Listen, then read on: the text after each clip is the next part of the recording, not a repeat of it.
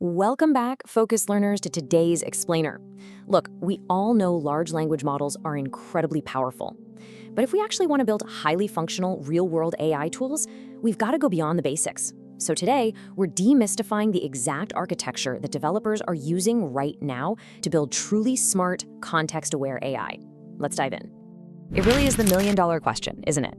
If an AI has basically read the entire internet, why does it still confidently just make things up? Now, these models do possess immense parametric knowledge. We're talking billions of parameters holding massive amounts of data. But as you've probably seen, they have some pretty glaring flaws when you actually deploy them in the real world. So here's our roadmap for today's explainer. We'll start with the why by looking at the 3 LLM limitations and the fine-tuning dilemma. Then we'll get into the what, covering the power of context and defining what RAG actually is. And finally, the how, breaking down the 4 steps of RAG and exactly why this architecture wins. Section 1, the 3 LLM limitations.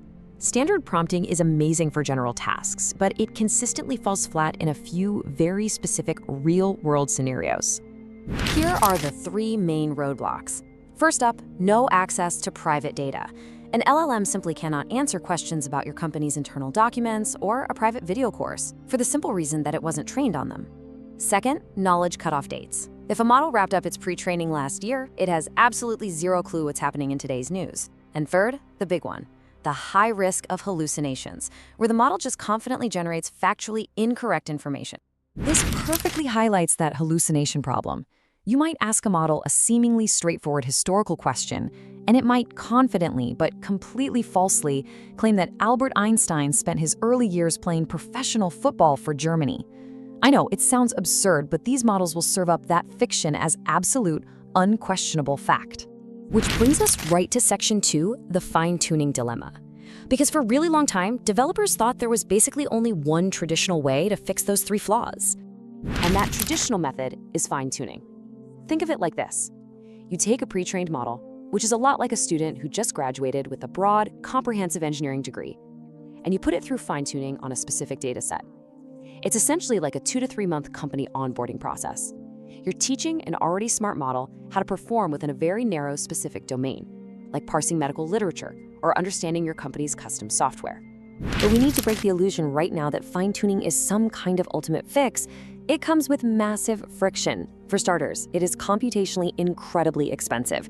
It's not a weekend project for a novice. It requires expert AI engineers and data scientists.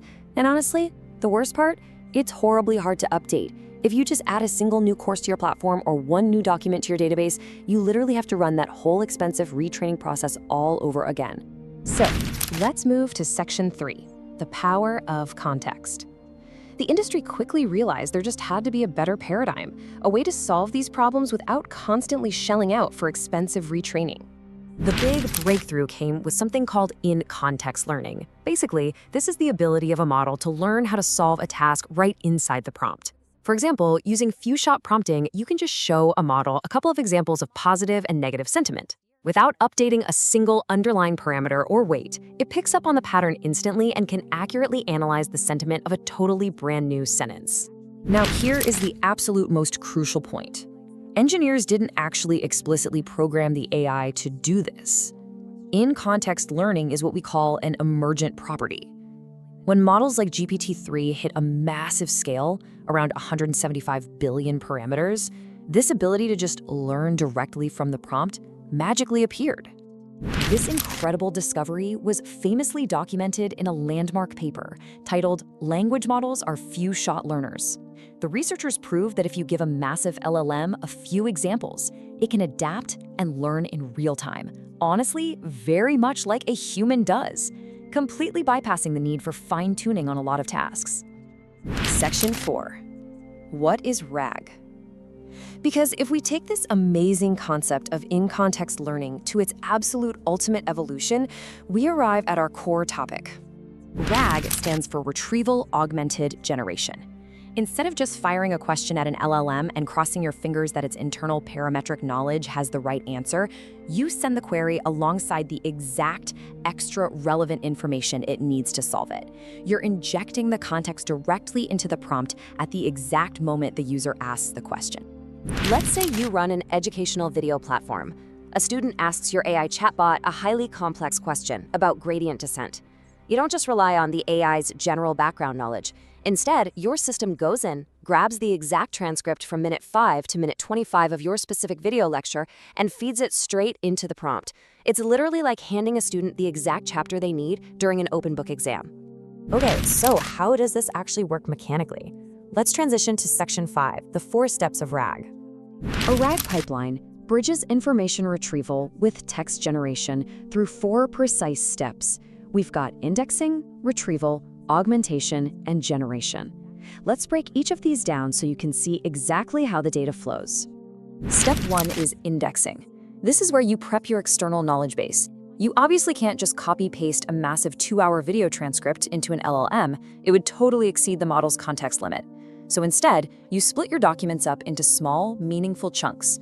Then, you convert those chunks into mathematical representations called dense vectors. Finally, you store those vectors securely in a vector database. Step 2 is retrieval. When a user asks a question, that exact question is also converted into a vector. The system then searches your vector database. But here's the cool part. It doesn't read the whole thing. It uses semantic search to pluck out just the 3 to 5 chunks of text that mathematically match the user's query the closest. So you're grabbing only the absolute most helpful, highly relevant pieces of information. Then we hit steps 3 and 4, augmentation and generation. And guys, this is where the magic happens. You augment the prompt by injecting those specific retrieved chunks right next to the user's question. Crucially, you add some very strict instructions. You tell the model, answer only from the provided context. If the answer isn't in there, say you don't know. The LLM then generates a highly accurate, grounded answer. It's no longer guessing, it is literally reading the exact text you just provided. Which brings us full circle to section 6, why RAG wins. Let's look back at those original 3 limitations we talked about at the start of this explainer. RAG flawlessly conquers all 3 of those flaws. Private data? Solved, because the vector store is built entirely out of your proprietary documents. Knowledge cutoffs? Solved. If breaking news happens, you just drop the new text into your vector store, boom, no retraining needed. Hallucinations?